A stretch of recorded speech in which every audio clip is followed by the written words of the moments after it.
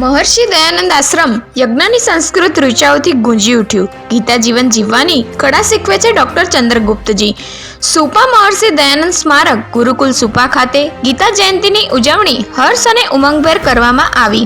ગુરુકુલ જે શતાબ્દી જૂની આર્ય સંસ્કૃતિ અને આધુનિક શિક્ષણનો સમન્વય ધરાવતી પ્રાચીન શૈક્ષણિક સંસ્થા છે, ત્યાં આ પવિત્ર દિવસે શ્રીમદ ભગવદ્ ગીતા અને તેના જીવન મૂલ્યોએ સૌને પ્રેરિત કર્યા. આ ઉજવણીમાં ગુરુકુલ કેમ્પસ ડાયરેક્ટર ડૉક્ટર ચંદ્રગુપ્તજીએ જીવનમાં ગીતા અધ્યાયના પઠનનું મહત્વ સમજાવ્યું. સહ કેમ્પસ ડાયરેક્ટર શ્રી સુરેશભાઈ રન્નાણીએ ગીતાને જીવન બદલવાની જડીબુટી તરીકે વર્ણવી. વિદ્યાર્થીઓને નિયમિત પાઠન કરાવવાની સલાહ આપી. ગુરુકુળના સંસ્કૃત પાઠશાળાના બ્રહ્મચારીઓએ શ્રીમદ ભગવદ્ ગીતાના શ્લોકોનું પઠન કરી આ દિવસે સંસ્કૃતિને ઉજાગર કરી હતી.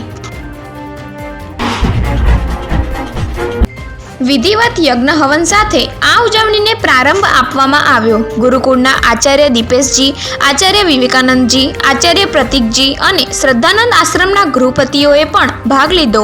શાસ્ત્રીય ઉદાહરણ સાથે ડૉક્ટર ચંદ્રગુપ્તજીએ મોડર્ન સાયન્સ અને ગીતાના ઉર્જા સિદ્ધાંત વચ્ચેના સંબંધોને રેખાંકિત કરતા જણાવ્યું કે ઉર્જા અમર છે અને તેને માત્ર સ્વરૂપ બદલી શકાય છે.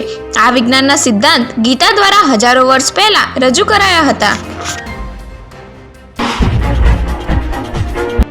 ઉજવણીમાં ગુજરાત ગુરુકુલ સભાના પદાધિકારીઓએ વિદ્યાર્થીઓ અને કર્મચારીઓની પ્રશંસા કરી.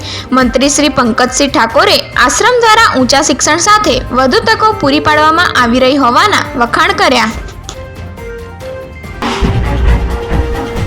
ગીતા જયંતિ કાર્યક્રમે જીવન મૂલ્યને સમજાવતા ભવિષ્ય નિર્માણ માટે પ્રેરક સત્તાનો વિખેર કર્યો. જિલ્લા શિક્ષણ અધિકારી જયેશભાઈ ચૌધરીએ સંસ્થાની સાંસ્કૃતિક ધરોહર અને તેની જાળવણી માટે શુભેચ્છા આપી હતી.